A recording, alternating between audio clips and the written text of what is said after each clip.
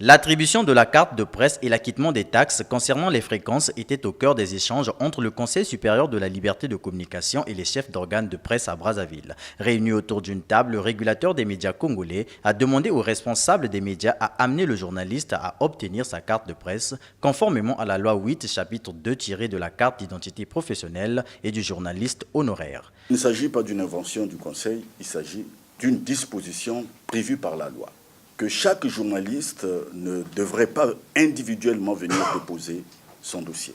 Un journaliste qui appartient à un organe, c'est au niveau de son organe que le dossier doit d'abord être déposé.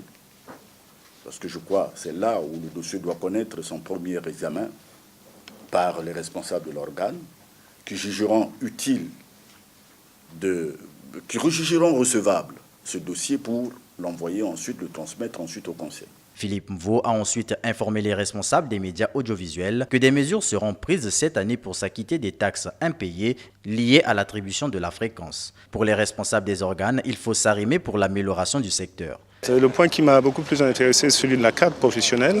Comme nous avons un document qui nous indique quels sont les papiers qu'il faut apprêter pour constituer le dossier, je pense que d'ici là, je vais réunir la rédaction des dépêches de Brazzaville pour que nous débattions et puis qu'on apprête nos dossiers et déposés. S'agissant des pigistes, le Conseil a rassuré qu'il leur sera délivré des cartes temporaires. Il a ainsi émis le souhait que les premières cartes soient attribuées aux journalistes le 3 mai.